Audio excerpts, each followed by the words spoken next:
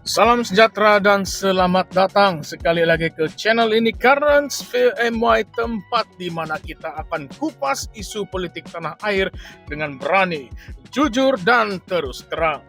Hari ini kita ingin mengulas satu cerita ataupun satu isu pasal satu gerakan politik yang mungkin ramai tidak ambil serius. Tetapi boleh jadi inilah kejutan yang mungkin satu kejutan yang besar PRN Sabah yang akan datang ini. Pernahkah kamu dengar Parti Anak Negeri? Kalau belum, lepas ini Anda bukan sahaja akan tahu, tetapi mungkin juga akan tertanya-tanya, kenapa parti ini makin digeruni? Dan kenapa parti-parti besar kena mula risau? Oke, jangan kita buang masa, mari kita mula. Datuk Henrinus Amin, Presiden Parti Anak Negeri, baru-baru ini mengumumkan bahwa partinya akan bertanding di dalam pilihan raya negeri Sabah ke-17 nanti. Bukan satu atau dua kerusi sahaja, tetapi dia yakin menyatakan mereka akan bertanding di 20 kawasan Dewan Undangan Negeri. Menariknya, semua kawasan ini adalah kawasan yang majoriti pengundinya terdiri daripada kaum Momogun. Ya, etnik-etnik pribumi Sabah macam Dusun, Murut, dan juga Rungus. Golongan yang selalu dijadikan bahan kempen tetapi jarang benar-benar diberikan suara. Apa yang buat ramai orang terkejut, termasuk saya sendirilah, ialah semangat dan prinsip yang dibawa oleh Parti Anak Negeri ini. Henrinus berkata mereka bersedia bekerja sama dengan mana-mana parti politik yang ada visi dan perjuangan yang sama. Tapi kalau tidak ada masalah. Mereka juga sedia bertanding secara solo. Ya, walaupun solo, mereka sanggup berdepan PRN. Itu adalah satu kenyataan yang bukan semua berani buat. Lagi satu benda yang saya rasa ramai patut tahu ialah calon-calon dari Parti Anak Negeri ini bukan orang-orang kaya yang disponsor oleh tauke-tauke besar ataupun mana-mana parti pusat. Henrinus tekankan yang calon mereka adalah pemimpin muda ataupun aktivis politik yang berdikari, guna uang sendiri ataupun dana yang dikumpul dari akar umbi. Tidak ada campur tangan korporat, tidak ada kroni. Saya ulang ya, mereka ini bukan boneka sesiapa. Mereka cakaplah, segalanya dikelola sendiri. Ibu pejabat parti hanya bantu dari segi strategi, propaganda, dan bahan kampanye. Yang turun padang, yang menghadapi risiko, semuanya calon sendiri.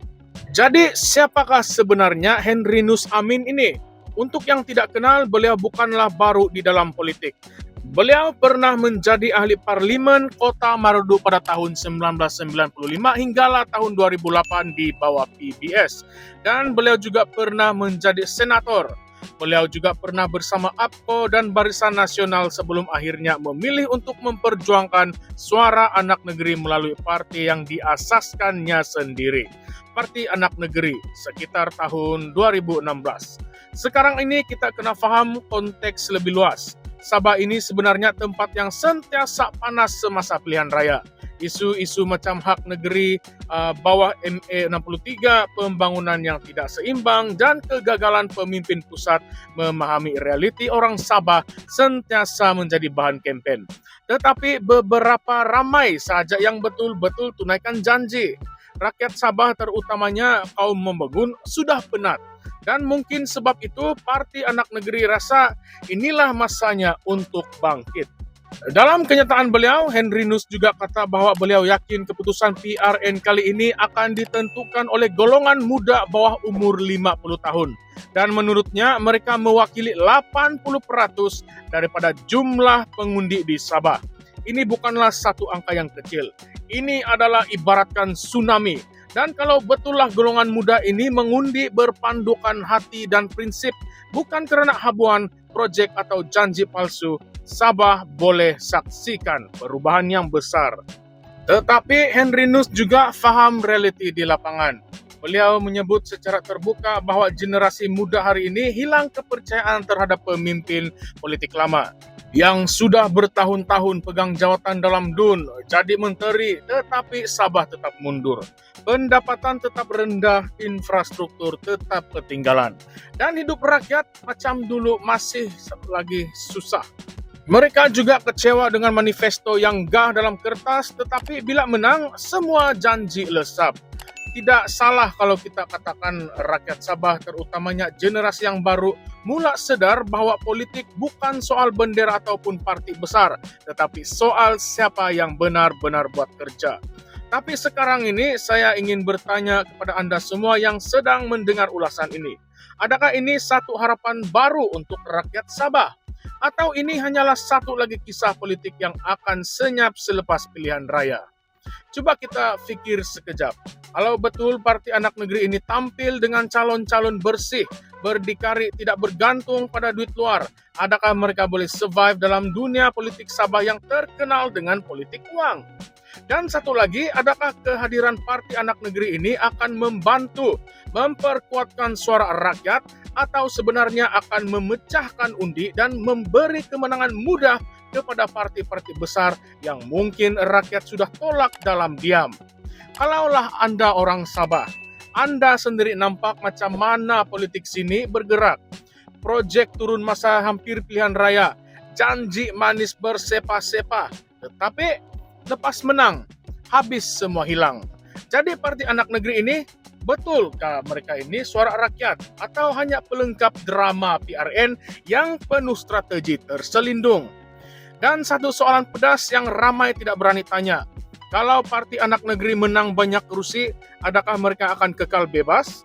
Atau mereka akan digoda oleh tawaran kerjasama yang menarik daripada pihak kerajaan pusat nanti? Sabah sudah banyak kali menjadi bahan eksperimen politik pusat.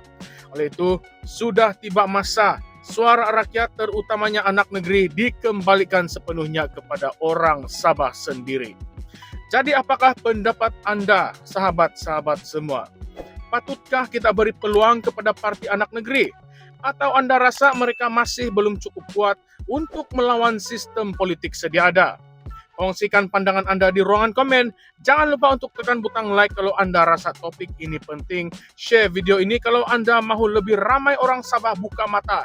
Dan yang paling penting, subscribe ke channel ini Current Sphere MY untuk lebih banyak pendedahan politik tanah air yang kita akan bongkar satu per satu. Ingat semua, suara kita bukan sekadar undi, tetapi juga suara perubahan. Terima kasih semua, salam sejahtera, jumpa lagi di dalam video yang akan datang.